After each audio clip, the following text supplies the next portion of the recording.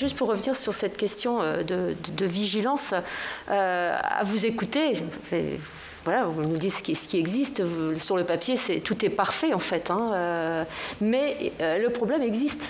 Il existe toujours. Et d'ailleurs, le ministre de l'Éducation nationale indiquait récemment, le 18 mai, que le cyberharcèlement ne recule pas. Donc malgré toutes les précautions que vous prenez, les décisions, les filtres, le cyberharcèlement existe. Voilà. Donc pourquoi ? Comment l'expliquez-vous ? Est-ce que les mesures que vous prenez sont suffisantes ? Est-ce qu'elles sont bien connues ? Est-ce que vous me parliez tout à l'heure d'outils ? Est-ce qu'ils sont bien identifiés ? Est-ce que les enfants, les élèves y ont accès facilement ? Est-ce que les parents aussi peuvent y avoir accès facilement ? Voilà.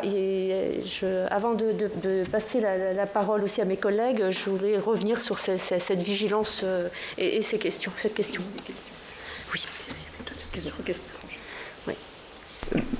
Je vous remercie donc pour ces premières précisions. Et après, d'accord. Voici ma deuxième question. Comment intervenez-vous sur des boucles privées de conversation et des messages privés ? Avez-vous la possibilité de supprimer là aussi des contenus, voire de fermer de telles boucles ?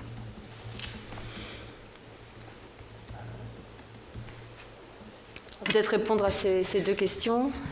Qui souhaite commencer ? On va faire dans le même ordre. Oui.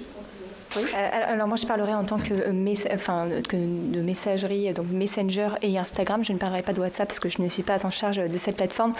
Comme vous le savez, c'est des messageries qui ont été designées, enfin on dit ça, c'est un terme très anglicisme, mais qui ont le privacy by design, c'est-à-dire que ce sont des conversations qui sont privées et donc du coup nous n'avons pas accès au contenu de ces conversations. Par contre, je vais en profiter pour revenir sur les outils que je n'ai pas pu détailler juste avant. Nous avons des outils de signalement très forts. Aujourd'hui, vous pouvez tout signaler sur nos plateformes, que ce soit un message, que ce soit ce qu'on appelle une story qui est un produit Instagram et Facebook, que ce soit un compte, que ce soit un profil, vous pouvez tout signaler. Et en fait, comment ça se passe ? Encore une fois, ce contenu est examiné par nos équipes de modération et de sécurité. S'il enfreint nos règles, il sera alors supprimé.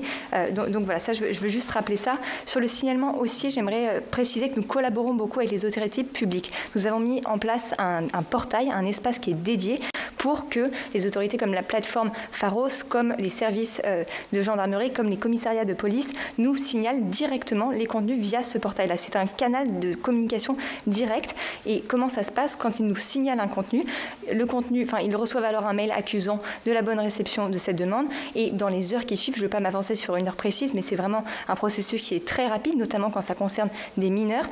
Au bout de quelques heures seulement, ils reçoivent un mail qui va expliciter la décision qui aura été prise par rapport à ce contenu. Donc voilà, nous avons beaucoup d'outils de signalement. Je précise aussi, parce que mes confrères l'ont évoqué, nous travaillons énormément avec des associations, notamment e-Enfance, qui fait partie, si vous voulez, d'un programme que nous avons qui, pareil, a vocation à créer un canal direct entre nos équipes de modération et l'association pour qu'ils puissent eux aussi nous signaler du contenu et être notifiés de ce que deviendra le contenu et ce dans un temps record.